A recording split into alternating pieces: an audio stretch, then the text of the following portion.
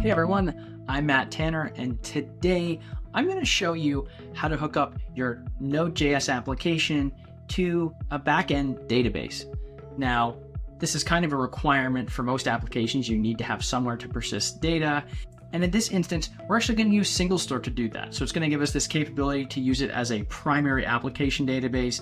And then we can also do all this other multi-model stuff, including running a lot of analytics workloads, vector database capabilities, and then also NoSQL capabilities as well. The first thing I'm going to do is show you my basic project setup with my Node.js application, which happens to be an API. And I'm going to show you how to set up your database with SingleStore Helios, plug the two together, and then we'll start persisting and reading data. Let's get started. So the first thing that I'm going to show you is what my app.js looks like inside of my Node Express API demo project. Here, you can see that I've got the typical Express inclusion here. I've also got MySQL because we're actually going to use the MySQL connector here in order to connect to our SingleStore instance, which is MySQL compatible. You'll also see that I've included FS for some file system stuff that we're going to do here as well. Then the basics of creating the application. Here is where we'll connect to our SingleStore instance using this MySQL.create connection. I'm going to fill in the parameters here shortly. I'm going to show you how to get those in SingleStore. And then I've got a couple of little helper functions here, such as create table if not exists. So I'm going to create a simple table just called users, which has an ID, a name, an email, and then that will be run right here. Here's also my connection.connect, which is going to actually connect to the database. If it connects successfully, you'll see that's going to do a connected to the database console.log. If not, I'm going to get an error, and I'll also be able to see the stack trace on that as well. Just to make sure that I have a health check endpoint, I have an app.get endpoint, which is going to be just a slash, which is going to return a responsive hello world. And here's where we get into our actual database interactions. First, I have a get endpoint called /users, which runs a very simple SQL statement here, select all from users. It then runs that query and brings the response back. This is going to come from our SingleStore instance. Then I can also get a user by a specific ID. So /users/ID, and you can see that this is a URL parameter. Then we can see that I have the SQL with this injected into it. Of course, for safety reasons, you don't want to inject this parameter directly in here. So that's why you'll see in connection.query, I'm doing this in a more safe fashion of adding the values array, which will then be populated into this based on where my question marks are. I also have a post for user, which insert into users name and email. You can see that I'm grabbing the two values from the request body, adding them to the values array, new user.name, new user.email, and then running that query against SingleStore. You see that I've got a patch here for updating. Again, the same thing here where I grab the user ID from the URI parameter here. Then I also grab the updated user information from the request.body. You'll see that I then map this into a SQL statement here. Then we call our familiar connection.query, which is going to run this update. And then lastly, we've got our delete endpoint, which you may or may not want. Sometimes what you'll have is you'll just have a patch where you'll have an active flag. So active true, active false. If active is false, it gives you that historical look at all the data in your database versus actually deleting it. Again, you could also do it where your delete endpoint doesn't actually delete as well. You could have it so it just flips the flag to inactive or archived. For our purposes here, you can see that we're doing delete from users where ID is equal to this named parameter, which is user ID, coming from our URI param here, similar to the other parts of the code. Lastly, you'll see when we run node app.js, we're going to be running on port 3000. However, if we do have environment variables, we can also pull that from the port environment variable as well. I'm not using envars in this project. However, I would highly suggest that, especially for the database connectivity parameters, that you either use some type of secrets manager or you at least use environment variables so they're not hard-coded into the code or put into your repository where they can be more easily accessed. With the code in place, let's actually start figuring out what we would need to plug into this create connection in order to make it work. First, we're going to need a host. Then we're also going to need a port, and our port that we're going to connect to is actually going to be 3333. We'll need a user, put my colon in there. Then we'll also need a password for that user. Then we'll need the database name. So database, we'll fill these in as we grab these details from our SingleStore Helios instance as well. And then lastly, we're also going to connect via SSL. So we need to create an SSL object here that is going to have a CA. And then, as you can see, I've already got it over here, and I'll show you how to generate this. We're going to grab it from our SingleStore_bundle.pem file. So for that, we'll do fs, which is the file system requirement that we had here earlier, fs.read file sync. Then here, we'll put our /, then SingleStore_bundle.pem. All right. So we need to grab our host, user, password, and database, and then also download this file, which you can see I've already got downloaded here, but I'm going to show you how to do it. So for right now, let's save this. And if you come to singlestore.com/cloud-trial, you'll come to our cloud trial page. And here's where we can get started with SingleStore for free. And for smaller side projects and even some startups, we've got a very generous free tier that is likely going to be able to push you through for your data needs until you start to scale. So let's get started here. I'll put in my first name, which is Matt Tanner, and then I'll do mtanner+1 at singlestore.com. Then I'll click continue. Here I'll click my job title, and for today's purposes, I'm a developer/software engineer. My country will be United States of America. Click continue, generate a password here. Click continue. Then I'll grab my verification code, click submit, agree, continue. And if you want to answer some of these questions, like what is your data stack, I'll say for today's purposes that I'm using MySQL because I'm doing a direct comparison with SingleStore and MySQL here using that MySQL connector. And then this is going to spin up a free starter workspace on AWS. You can see I'm in US East 1.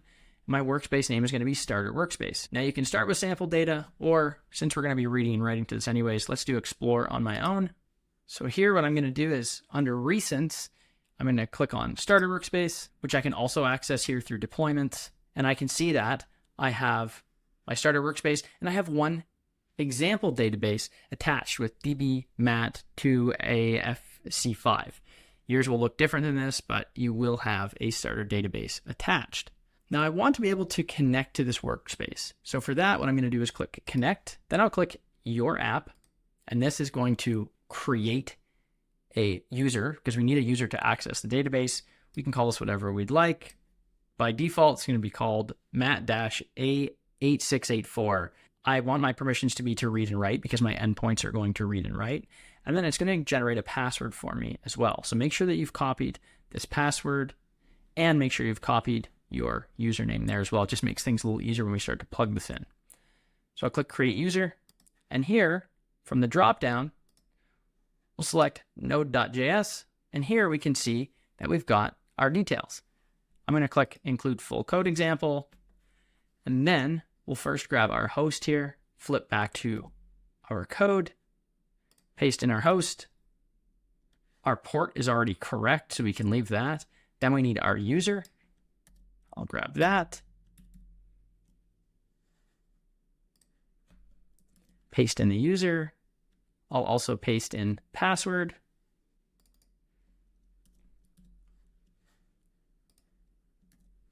Then our database name here. Take that back to my code.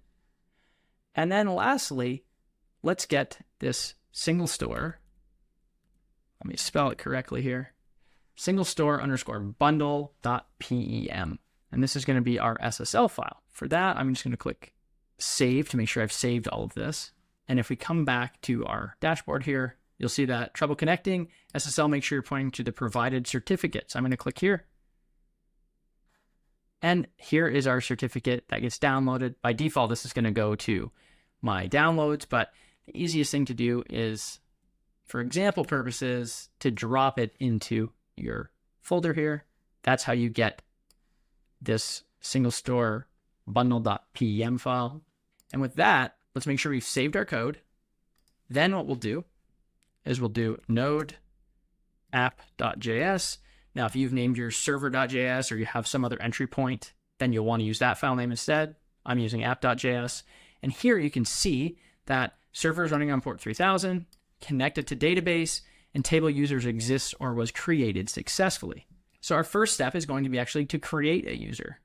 And I will share this code in a GitHub that I'll link in this video as well, so you have direct access to it. But let's look at our post, which is here. We need a request body with a name and an email, and we'll send it to the /user endpoint. Now, depending on what your favorite tool is, I'm going to just go ahead with Postman here.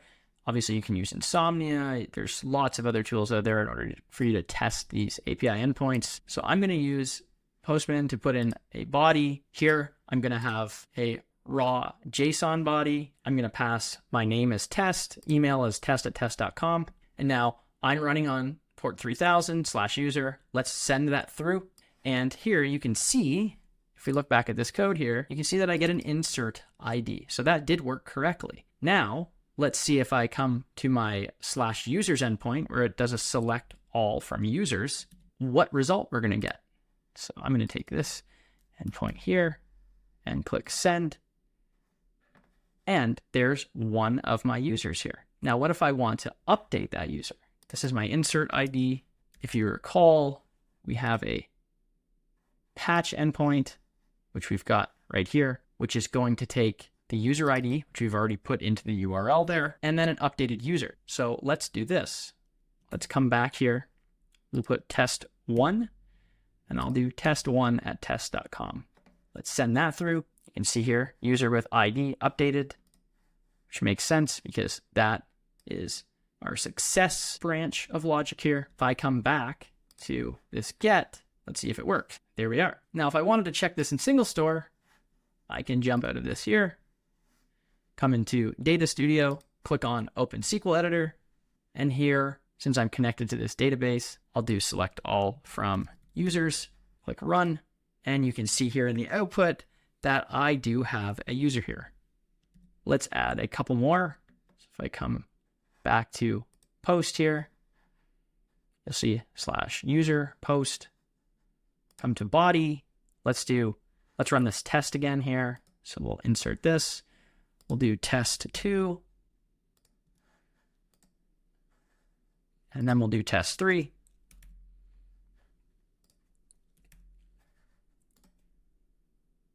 And then let's just quickly retrieve these to make sure we can get all of them. Look at that, test1, test2, test3, and test.